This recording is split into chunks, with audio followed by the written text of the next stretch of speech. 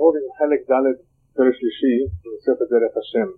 We began discussing in the past week the Halkei Avodah, how to worship Hashem. After all, this creation does have a purpose. The world that we live in, life is here for a reason. We're not here for a picnic, to have fun. And the very first half, perhaps more than half of the book, dealt with the creation in itself, the purpose of life, reward and punishment to an extent, free will, and the opposite of free will, that which is predetermined or predestined, the mazal. And we discussed the various forms of hashgacha, of divine providence, that is not only to tell us that Borei Olam continues managing the world, but also that there's a great significance in the fact that he relates to us. Not only Mashgiach, not only does he manage the world that he created, he does not abandon it, he relates to us. And both of these points are important. He manages because it sometimes gives the appearance that there is no manager. It appears to be that people who are misbehaving are succeeding, are doing well, and people who are righteous are suffering. So we need to have that point very clear, and it's a very important point in Judaism, that nothing bad comes down from heaven. In the end, everything is good. Hashem lakol. Hashem is good with everybody, and He does only good. And in His hashgacha, in His providence, in His supervision, mitlabeshet, it dresses up in various forms. It takes various shapes and forms, and it only gives us the appearance that it's something else than what it really is. And sometimes it happens to us even in real life, with human beings, in the interaction we have with our friends, with our spouse, that we misunderstand someone. They meant something, and we misunderstood it. We perceive it as something else. And that's why I always advise people, if you ever have any doubts, before you abuse, before you curse, before you yell, ask. What did you really mean? Why is dinner ready? Instead of yelling or criticizing, what did happen? Perhaps in a softer tone. And you will notice and you will find out many, many times that had you thought what you thought, you would have been wrong most of the time. It always pays to give people the benefit of the doubt, especially your own wife, your own husband. Save yourself some problems at home. So if that's what we're told to do with human beings, Moshe Chaim, the more so with Borei Olam, that we have to give him the benefit of the doubt. He knows what he's doing. He created us, he created the entire world, and he continues to be Mashgiach, even though we don't always see it so. But now we're dealing much more with how he relates to us. HaKadosh Baruch Hu wants to relate to us, and he wants us to relate to him. And that is where the Avodat Hashem comes into place, that there is a system that he set up, an important system for the Jews and for the non-Jewish world.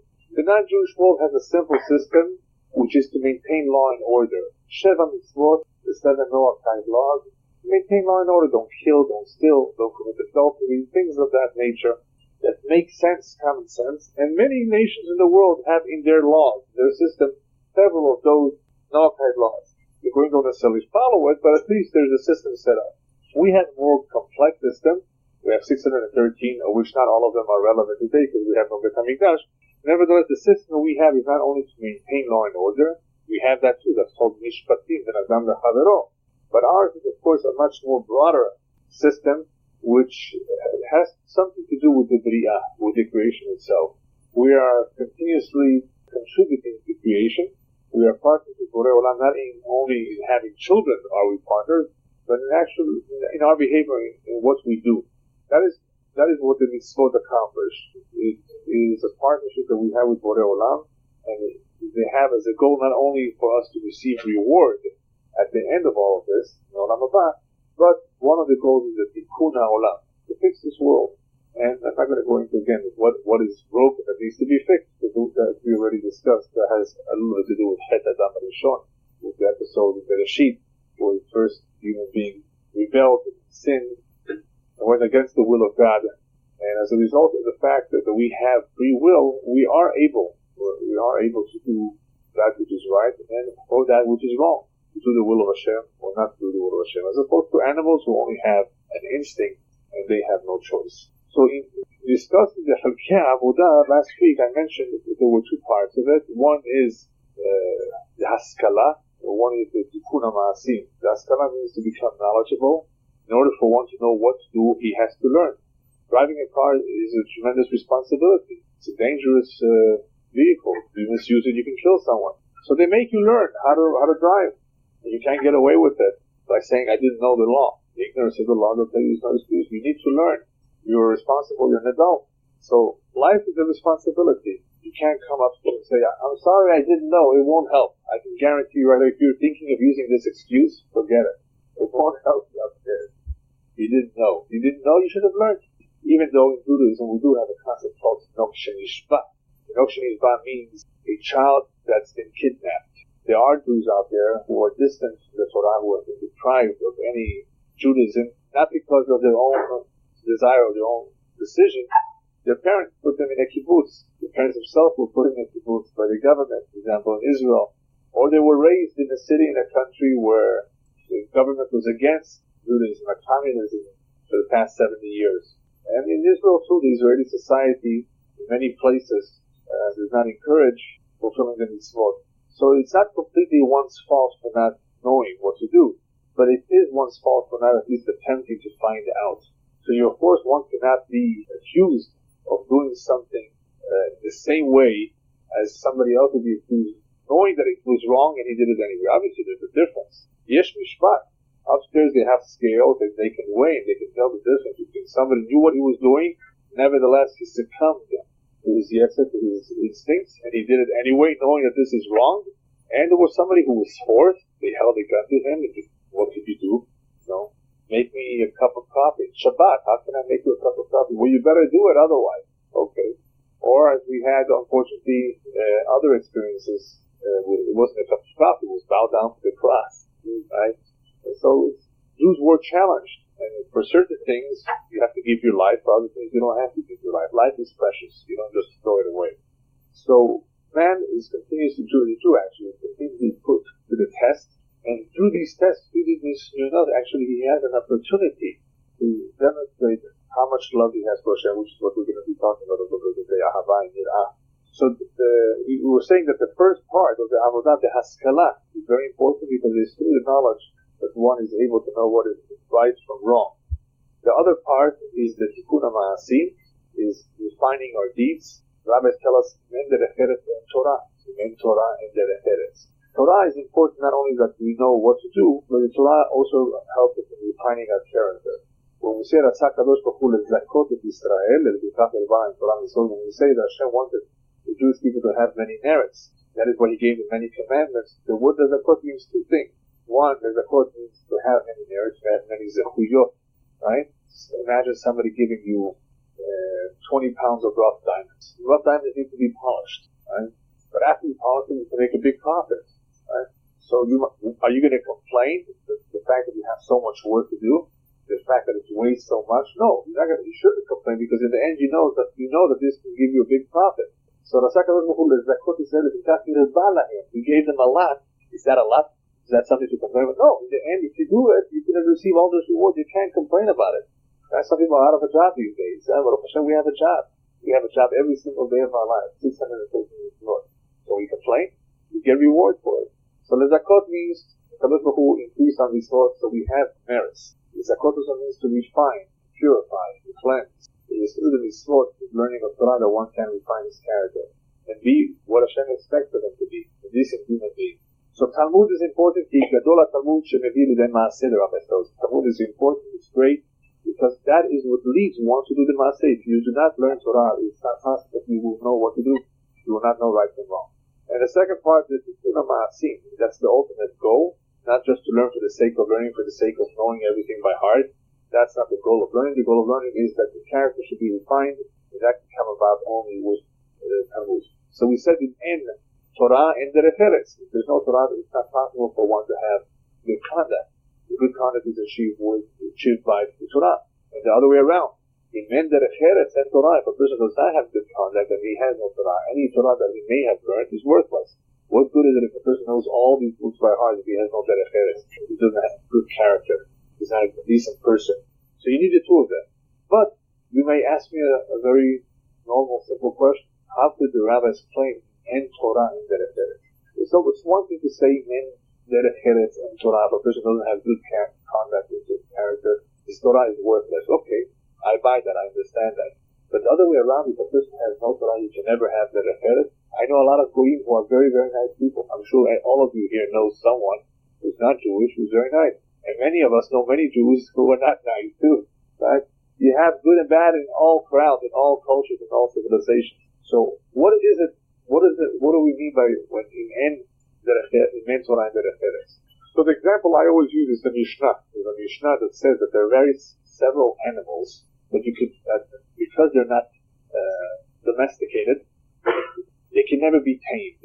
A tamed animal, a horse can be tamed, a dog can be tamed, a cat can be tamed more or less. These are domesticated animals. They live with human beings all the time. They get used to it. No problem. Even though they were wild once, you can tame them. The Mishnah says there are certain animals that are always wild. The nature remains wild. Therefore, you can never tame them. Why is the Mishnah telling this to us? Because we have a rule in damages. There is something called tam, there's something called mu'ad. A shor, a bull, can gore. If he gores once, he gores twice, maybe it was an accident. Maybe he got all excited. He's called the shor tam. The owner pays half damages, 50%. Why?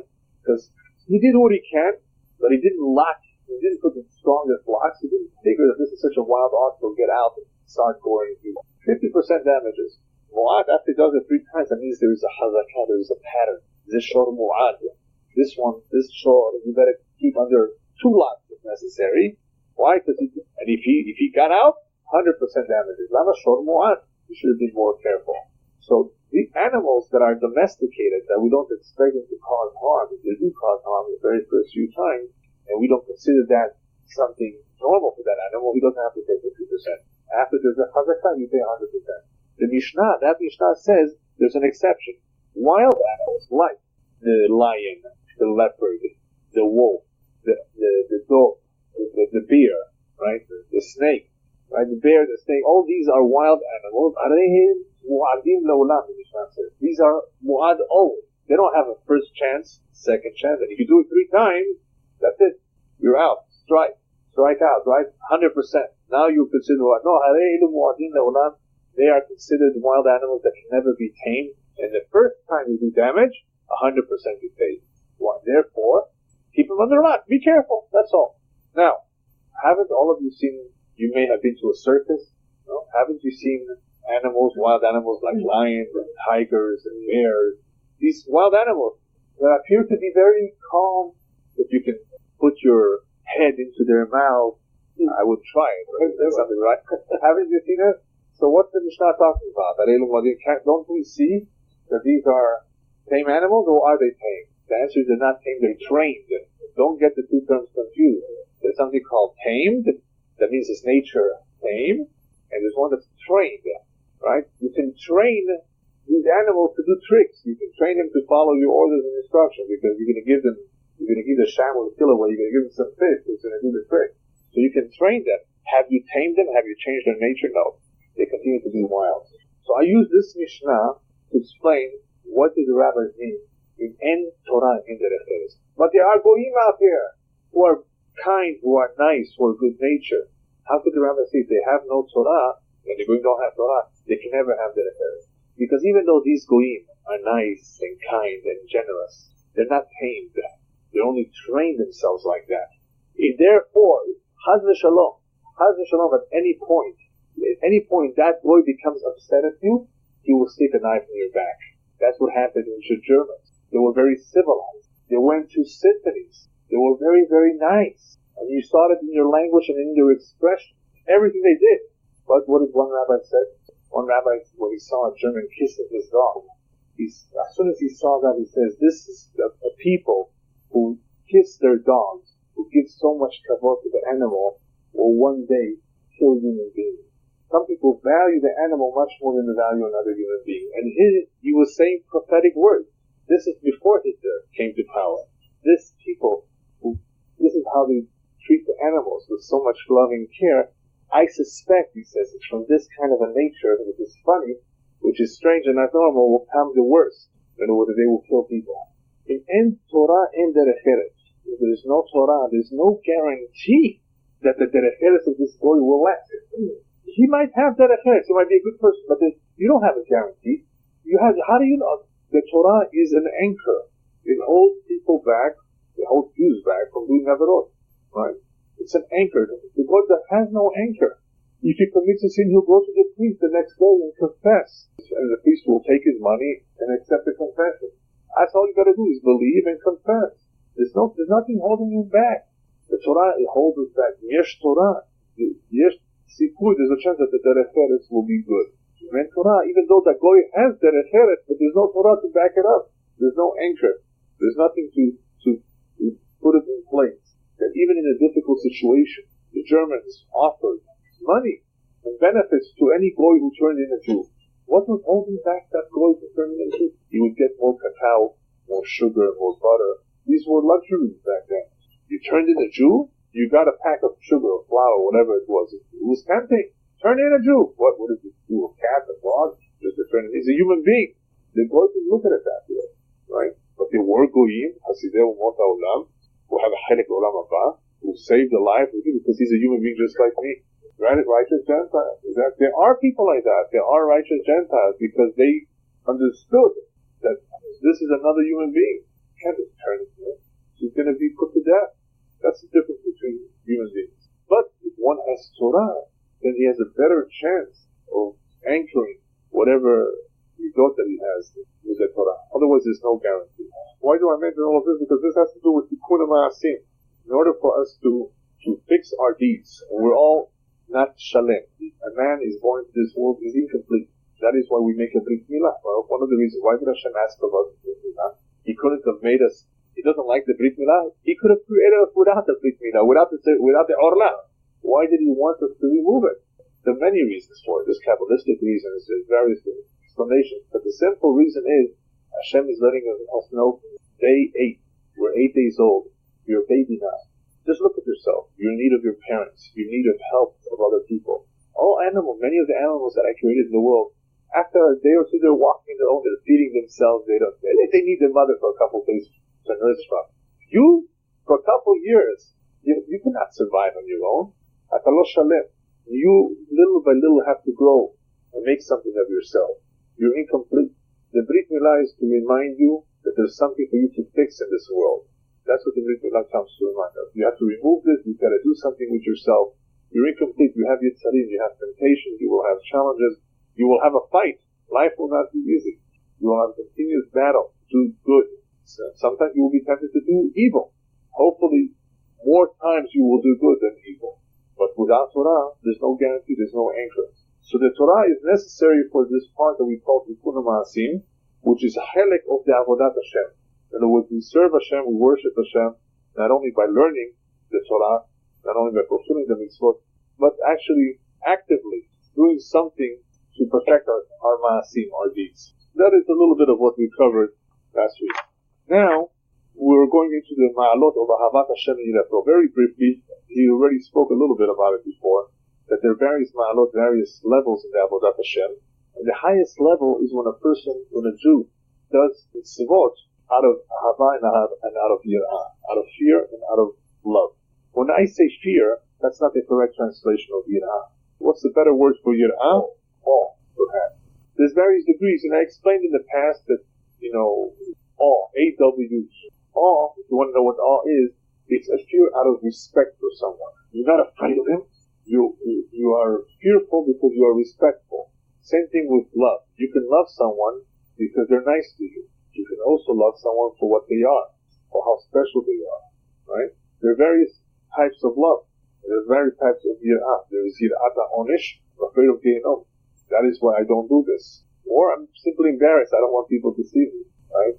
Or you're yireh het, which is a higher level. You're concerned about the sin. You don't want the neshama to be stained in. You know how much damage it does to you. You're not concerned so much about the Gehinom, about the stains in the neshama. At the highest level of yirah is yirah Hashem, yirah Hashem amiti, a God-fearing person who simply fears Hashem because how could he go against Hashem, God who gave him life, who was so good to him? How could he ever think, how could he even dream of going against him, of rebelling against him? If you respect someone, you like someone, how could you ever think of doing something against him?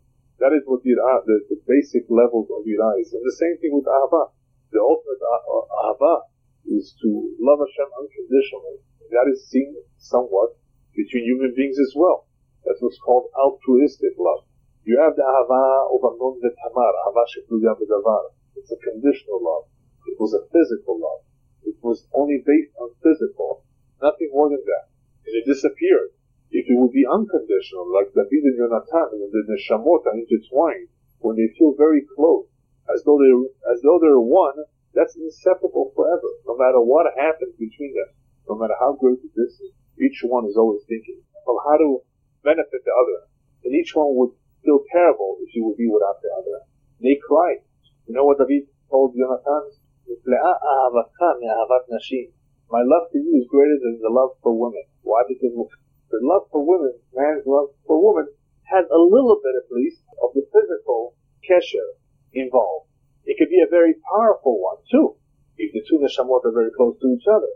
But at least a part of it is physical. Between two men, unless we're talking about the two wrong men, you know what I mean, it's usually pure. There's nothing physical there. It can be pure. The same thing with Ahavat Hashem. Ahavat Hashem has to be for the real reason, not because Hashem will reward us for the mitzvot, but simply because we feel a part of Him. We feel as though we're one. We owe Him so much. These no, we cannot be commanded to actually feel love for someone. When the Torah says you should love a friend as yourself, even then the mitzvah, the simple meaning is not to actually love. Love is a feeling that either you have or you do not have. You cannot force someone to have it. You cannot even command one to develop it. Love in the Torah, the simple meaning is to be concerned for the welfare of the fellow Jew as much as you want him to be concerned for your welfare. Do not do unto him what you do not want him to do unto you. But to actually love, to have feelings of love for someone, either you have it or you don't. Parents have them by nature. They gave birth to this child. It's by nature. Unless they're crazy, like some people are. They just abandon the children in the trash bin. There's no love. But by nature, most human beings have a very strong connection, and even animals. Don't get close to a mother bear when her little pups are there. And mother cat also. Yeah, okay. Yeah, right, the same thing. So by nature it's there. But the other way around, a child does not have the same love for his parent that the parent has for the child. Nothing wrong with it. It's not there. But that's what the Torah has to command him: respect. You can't, because you can't love it. Obviously, a good child who has kavod for his parents, he cares for them and he loves them too. But it's not the same natural love that the father has for the child. Now, every father, if the child doesn't come home at a decent hour, is always can't go to sleep. Where is he? Can't go to sleep. The father, he knows his child is not coming home. I'm talking about young children. They're worried, they're concerned. The child does not have the same worry the same for his parents. There has to be a certain degree of respect, of course, the Torah commands us. And what kind of respect? To take care of their parents, have to sit in their place, not to criticize them. There's various rules on how to respect. But love is something that either you have or you don't have. But with Ahavat Hashem, as we've said in the past, these are things that you can develop. Ahavat Hashem you can develop by imbuing yourself, by putting into your mind all that Hashem does for you. That He has given you life, that He gives you health, and He gives you children, that He clothes you, gives you parnasah. And through these ideas, we're able to develop a kesher with Hashem. A kesher means a connection. Hopefully with time, the stronger the connection becomes, the greater the love will be. Just like between two people. What people do for each other. And what's ahavat? To give. And we give to each other. So with time, because there's so much reciprocity, right? That generates ahavat between even two strangers. Obviously, if there is giving, and there is the chemistry, and there is the respect that each one accepts the other one for what they are, then that ahavat is limitless, right? That's a very powerful union. Willing to give to the other, willing to respect the other one. You see, a lot of people are willing to give, but they don't respect. They yell at their partner. That's not ahavat. That's not real. I mean, it's, of course, there's some ahavat there, but real ahavat is to accept the other one for whatever it is. And there are many stories. I always love reading them, especially when I was younger and I had more time to read, that philosophers and psychologists could not explain why two friends were friends when one was so different than the other. Different, I don't mean in nature. I mean from a different class. This one was rich, this one was poor. This one did well in school, got straight A's, and this one was so stupid, right? This one was a very simple childhood. This one was much more sophisticated. Why is it that they're so good? Why do they love each other so much? Why do they want to spend so much time together? Obviously, they cannot see, everything, what's going on between two people and why two people are attracted to each other. There's a lot that goes into bonding of two people. But what goes into maintaining a bond is a whole different story. Because people can become attracted for different reasons. But the trick is, will that bond remain? Will that couple after 25 years still feel for each other as much as they felt years ago? Well, that depends on if they had respect for each other. The other time I'll be speaking about this after Pentecost. I'll give a whole lecture, a whole series about interpersonal relationships between friends, husband and wife, brothers and sisters. Very important. And one of the most important ingredients in any relationship is kavod. That is why the rabbis tell us when it comes to a husband and wife, even though that's not the subject tonight, says as follows. One should always clothe himself with what he has. Don't buy, either yourself nor anybody in your family, more than what you can afford. Clothe yourself with what you have. Love the other person as much as you love yourself. But kavod gives them more than what you want for yourself. Kavod is possible to give more than what you get. Ahava, you cannot give more than what you have. You can only give so much. You cannot love another person more than what you love yourself. But you can give them kavod, much more than the kavod that you want for yourself, that you're getting for yourself. Because if one has that attitude that he will give the utmost kavod to his spouse, regardless of the situation, then he will have a successful marriage. And there have been many cases where the husband and wife who had children, the father was not good or was not religious, but the mother would remind the children, listen to your father, give them the proper kavod. No matter how crazy he is, no matter what he does, he's your father. That's the halakha too. Even if he's crazy, he does things that don't make any sense. He's secular. He's your father, he gave you life, you the kavod. If there's kavod, then any relationship can last. No matter how difficult it is, no matter how it doesn't make sense, it will persevere. It will last. Only because of the kavod. So, HaKadosh Baruch Hu wants us to use these concepts of ahava and yirah, of kavod, with our avodah with Him too. In our service to Hashem, we can apply them in a very similar way. And I think the prayer, it's a whole spot. It doesn't make sense. The same way you don't want to be interrupted, you're on a phone call, long distance. Nobody likes to be interrupted. That's an emergency. Right? The low kavod, there's certain things you don't do. They're not right. They're not proper. So the same thing in our relationship with Borei Olam. So there are rules on how to properly conduct ourselves with Hashem, what Hashem expects of us. That's the topic of Avodat Hashem. I'm just going to briefly go over what he says over here.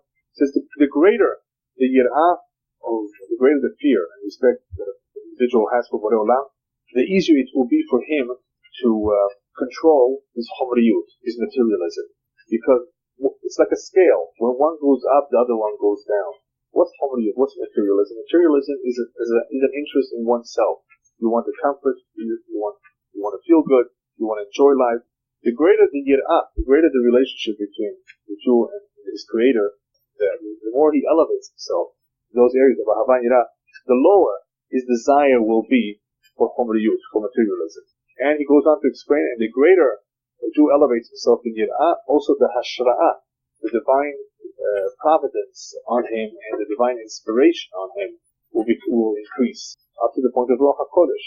Hashra'ah means that Hashem, as though he rests on him. That is dependent on the level of the yirah. And if the person is continuously serving Hashem with yirah and ahava, then the Shekhinah will continuously be with him. The next point he says is that the greater the yirah, the same will be with the Talmud. The learning and his mitzvot will be much more complete. There are two individuals, the two of them are learning the same thing. The two of them are doing the exact same mitzvah. What will be the difference between them? Depending on how much yirah Reuven has compared to Shimon. Reuven has more yirah of Hashem than his mitzvah. His limud of Torah will be much more complete. A person could pray to Hashem and mumble words and not have any kavanah. Another person could seriously talk to Hashem as though he's talking to his friend. Beg Hashem. It makes a difference on what your attitude is and how much you have yirah. So the yirah, the amount of yirah will make a difference in one's learning, how he will learn, and how he will perform the mitzvah. The next point he says that the more a person shows ahavat Hashem, the more gifts he gets from Hashem. Hashem showers him with gifts. Gifts in this case means that he protects him, he assists him, and if he's okay, if he marries him, he gets a Ruach HaKodesh. These are all gifts from Hashem. The greatest test of Ahava, that a person has reached the level of Ahava, is when an individual does a mitzvah mitoch simcha, out of happiness. He doesn't complain. Your wife asks you to do something and you complain. You're not doing it for Ahava. Or if your husband asks you to do something, right, you have to be fair. If you complain, that means you're lacking a little bit in the Ahava. One should be glad to do it. As in Arabic, we say, taht umrak. In other words, as you wish, by your command. Alayna wala rasi, right? In other words, it's my duty. Sometimes you should do it without feeling, right? Sure. That's very nice. Yeah, you have to be thoughtful. You have to think about the other person, what they care about, what they like. So that is very true with the mitzvot of Hashem too. One who loves to do mitzvot is happy to do the mitzvot, happy to help someone. That shows a tremendous ahava. The ultimate ahava is kiddush Hashem. One is willing to sanctify his life, give his life for Hashem, which Jews have done in the past. That is the ultimate. I think it was Rabbi Elyahu Kin, Hashem Yinkum Damo, before he was killed together with his community in Europe during World War II. They knew where they were going, and before they went al kiddush Hashem, he gave them a shiur al kiddush Hashem. Now you are korbanot, you are sacrifices. And just like in a korban, there's halachot and there are conditions that you should not have a movement, you should not have any defects, no blemishes. You are korbanot. Make sure that when you go al kiddush Hashem now, you go to die to sanctify Hashem, you go without a blemish. Don't think about, I wish I could stay around, I wish I could live, I just had a great real estate deal. Right? Don't think about all these shtuyot. You're about to die in Kiddush Hashem. You know what opportunity you have? This is a tremendous opportunity. Ola, Khalil Hashem, have only good kavanot. I'm doing this for you. I love you. No matter what happened, I have no complaints against you. This is for Letova. Kaper la'am Yisrael. This should be atonement for the entire Jewish nation. These are the kavanot you have before one goes on Kiddush Hashem. This is what he taught them, I'm sure, more or less. Go b'simcha, go happy, don't go sad, don't have any complaints to Hashem. Alright, this is nothing to Rabbi Akiva also? Sure. One who has ahava to Hashem, one who does mitzvot b'simcha, usually, most likely, probably has bitachon b'Hashem. Because what is bitachon b'Hashem? Bitachon is not just plain emunah, to have faith in Borei Olam. Bitachon is to rely, to confide in Hashem. They go hand in hand, bitachon and simcha. The reason one is sameach, one is happy because he has bitachon. And one who has bitachon should be happy too. This is something to work on, to develop a tremendous bitachon Hashem. Everything is for the good. Hashem manages the world.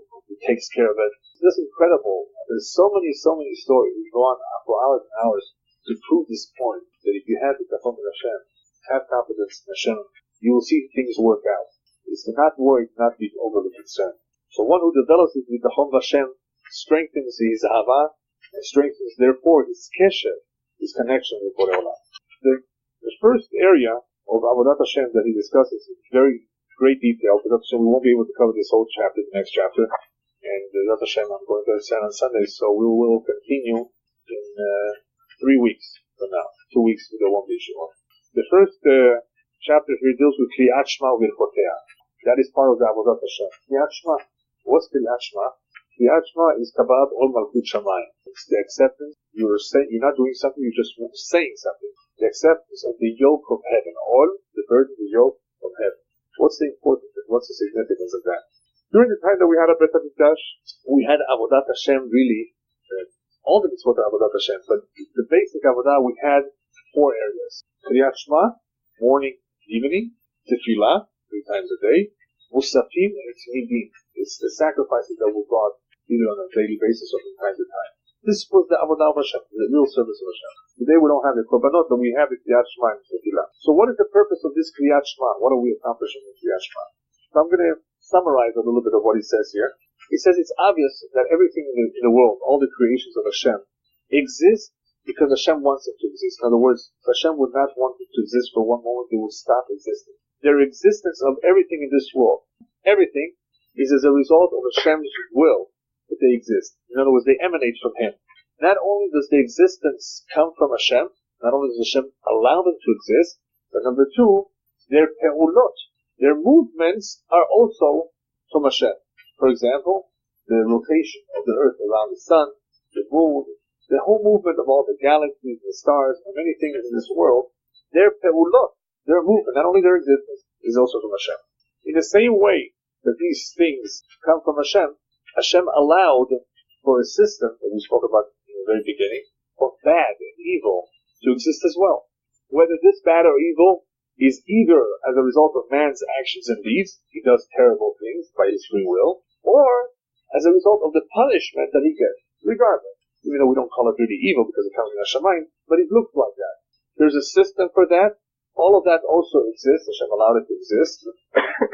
And what happens as a result of this, whenever there's evil in the world, it gives the impression that Borei Olam, the Creator, is not around.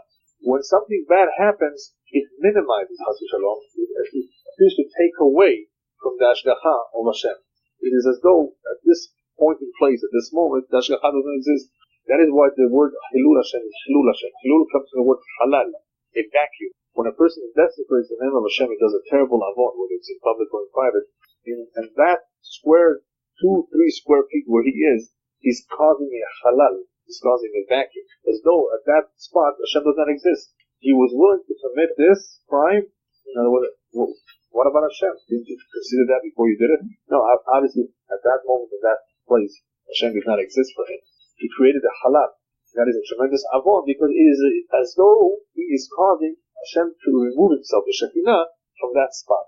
So when evil happens, regardless, it gives either that impression or that is what actually happens, that the Shekinah is removed. And when something does happen that is bad and evil, it's also an indication, this Tigboret Hara, we call it the increase of bad, is an indication of I'almut of Hashem, as though Hashem is disappearing from the scene. And because Hashem is disappearing from the scene, that is why the bad is allowed to happen. That is why the evil can succeed. Even though we know, all of us know, that whenever something bad happens, Hashem wants to do good with us. Nothing is really bad. But in order for it to happen, Hashem has to remove himself from the scene. If Hashem was there, nobody could do anything. Nobody could cause you any harm. If something evil happened, it's because Hashem nib'aleh or ne'elam. So he's removing himself from that particular spot. If that's what evil causes, the removal of the Shekinah, or the appearance that Hashem is removing himself, what's the opposite of that? The opposite of that is to bring back the Shekinah. To bring back the Shekinah and to publicize it, to announce it to everybody. That's the Ashma. The Ashma is the exact opposite of the removal of the Shekinah. It's the Yehud. What happened to Shema Yisrael? We're saying Hashem Echad. What's the importance of that? Not only do not that we don't need to be convinced, it's important to always remember that Hashem is one and not more than that. But it's much more significant than that. When we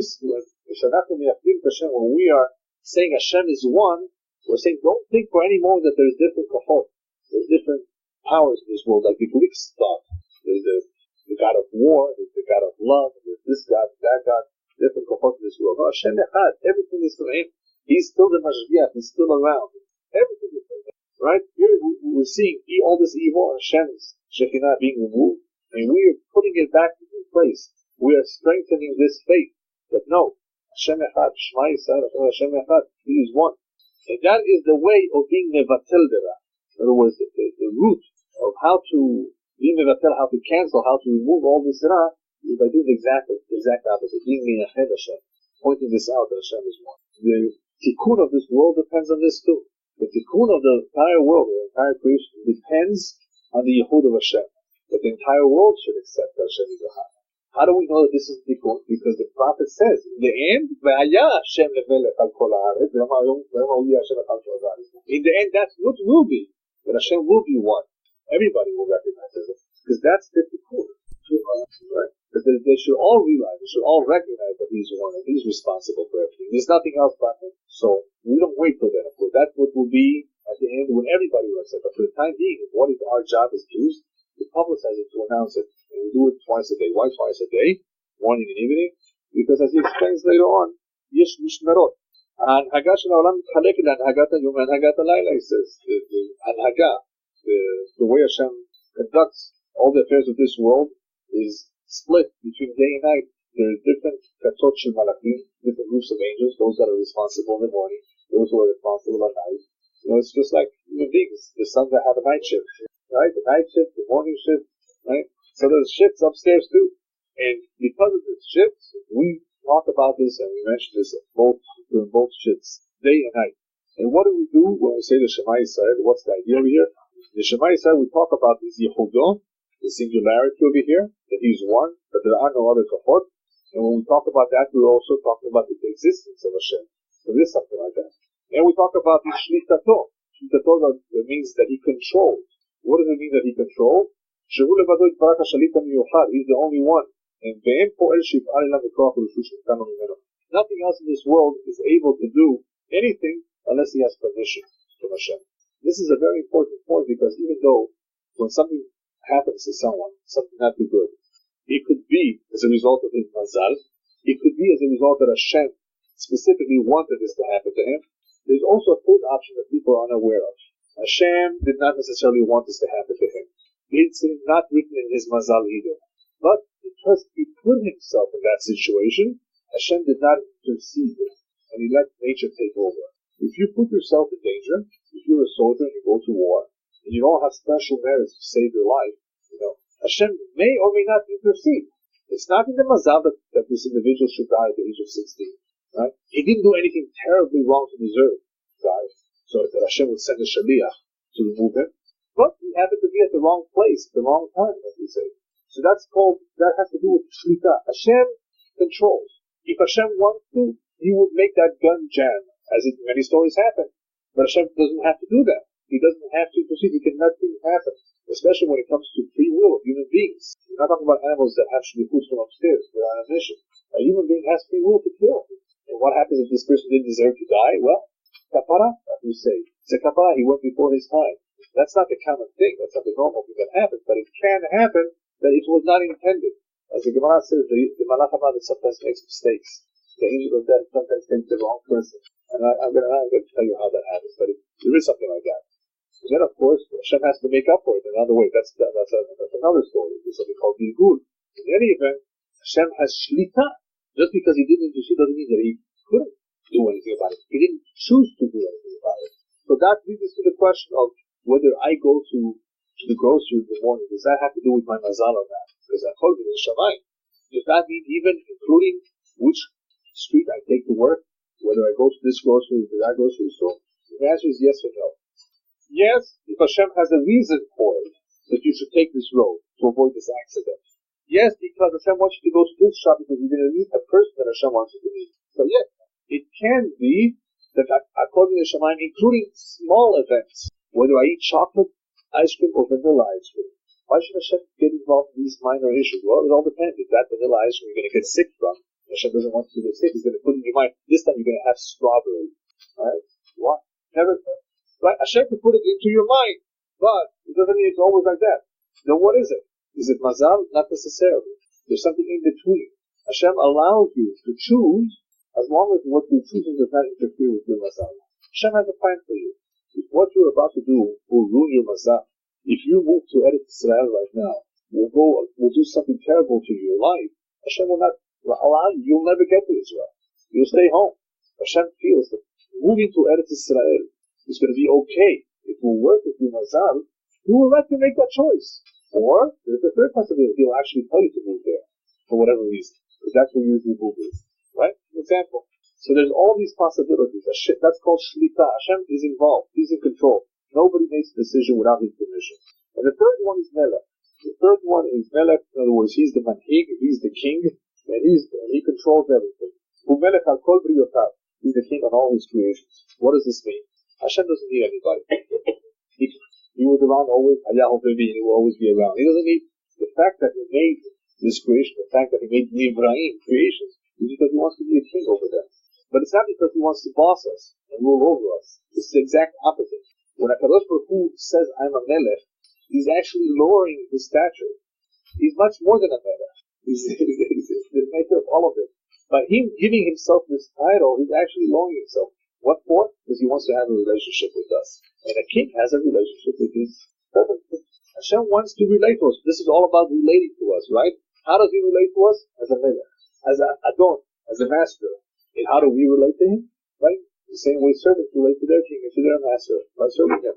And that is the whole concept of Kabbalat Ol Malchut Shamayim. That you said Shema Yisrael. The moment we say those words, we're saying a lot. We're not only talking about the Yehudiyut, the singularity of Hashem, that there's nothing else like.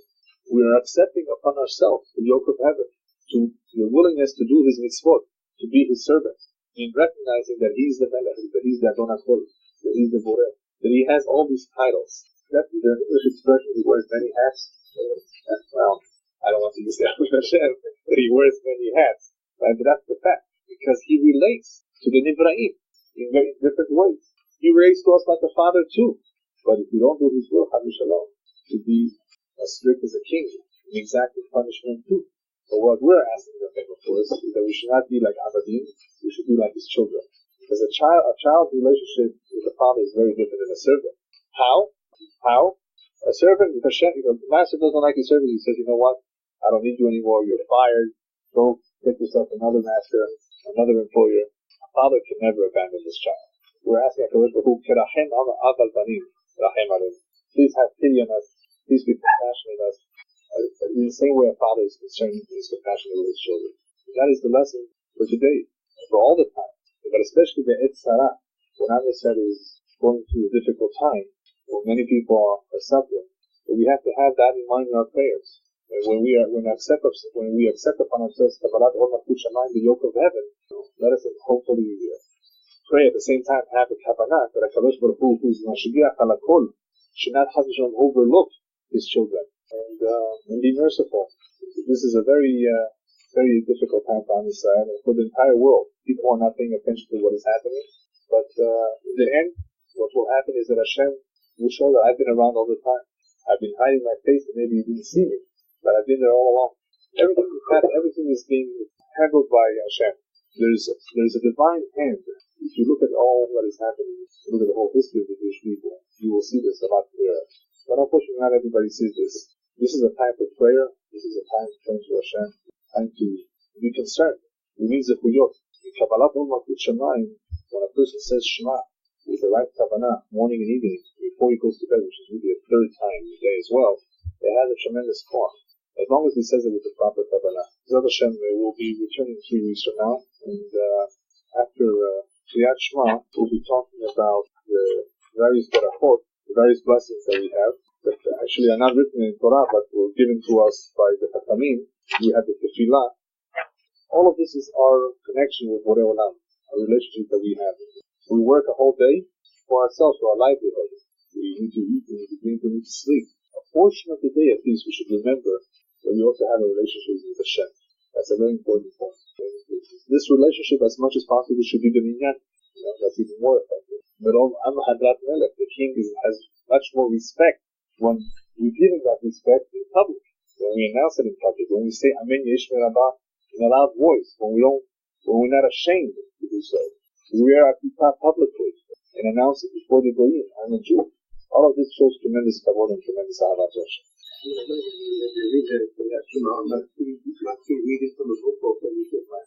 It says by heart, but for most people the proper kavanah is come about only when they're reading it inside. And you will just, you be able to concentrate, but it becomes distracted. But of course you can read it with your eyes shut.